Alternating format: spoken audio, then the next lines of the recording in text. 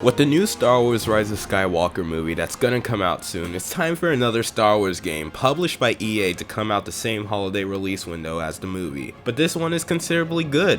With the release of Star Wars Jedi Fallen Order, I have gone back into the Star Wars groove since the Clone Wars show ended. I've been interested in Star Wars lore again outside of the movies because I never really cared about the movies compared to everything else around it mostly. Anyway, since the game came out, it has some very good reviews, especially with EA's track record of Star Wars Battlefront games and what they said about single player games a long time ago. I got the game like a week later because at first when it was revealed I was excited for the game. After that, when the E3 gameplay was released, I was mostly skeptical and the gameplay didn't look as special as I was expecting. Now actually playing it, sure, it doesn't really have anything really special and new and exciting, but to be honest, it's not really a bad thing, and with a lightsaber and force added to it, the game is really fun and I just want to play more of it. Anyways, now since the game is out, I guess it's time for me to just review it with my full thoughts and everything.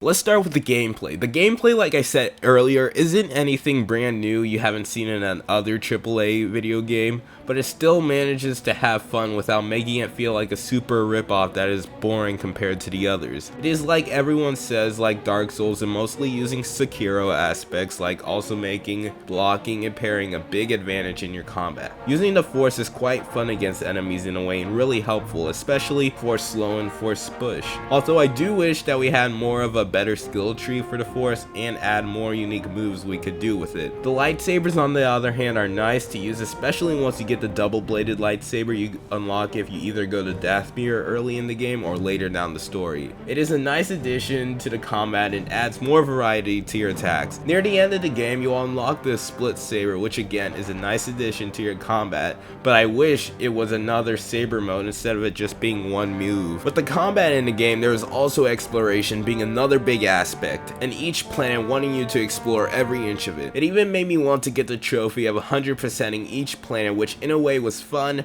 but Zepho and Dathomir really had some large and annoying maps in terms of going back and forth to each area. Especially Zepho being the largest out of all the other planets with multiple different areas and even a whole crash site for you to explore. I would have even platinumed it if it didn't have the bounty hunter bug where they don't appear at all, so I can't get the trophy. The bugs in this game are very common and you'll see it a lot. You can tell that this was rushed more and it would have benefited the game a little more with less of these bugs if it came out next year instead of pushing it to make it to that holiday release near when the movie comes out. I would have also mentioned that Darth Vader in this game was a nice addition near the end, and I love that tiny section. I wish we had more of a longer chase sequence with him.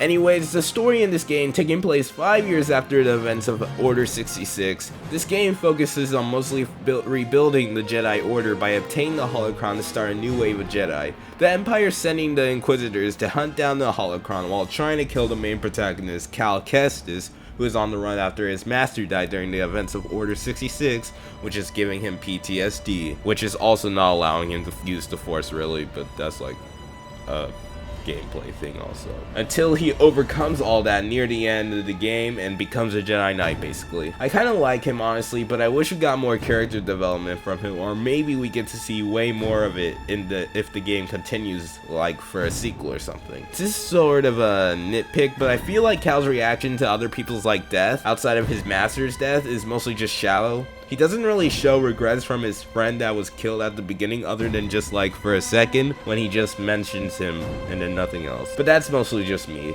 Seer though, I'm honestly just not a huge fan of her, and I kind of wish she died by the end instead of just somehow coming back. She also had sort of a dark side to her that just didn't even sell it for me at all. I feel like the second sister, also known as Trilla, was a way better character than her, even though her reveal that it was her was mostly predictable. Anyway, this game is quite enjoyable with a lot of bugs and some missed parts in its story and missed potential in its gameplay, but I enjoyed it throughout and I hope to see more of it through a sequel and EA would finally listen and continue making more Star Wars single player games or just single player games in general. 8.5 out of 10. I would advise you to check this game out even if you're not really a Star Wars guy. So with that all done, bye guys, see you in the next video. Also, check out the Darth Vader comics by Kieran Gillen and another run by Charles Soule. And if you don't like Star Wars, you can always go on CobraTate.com.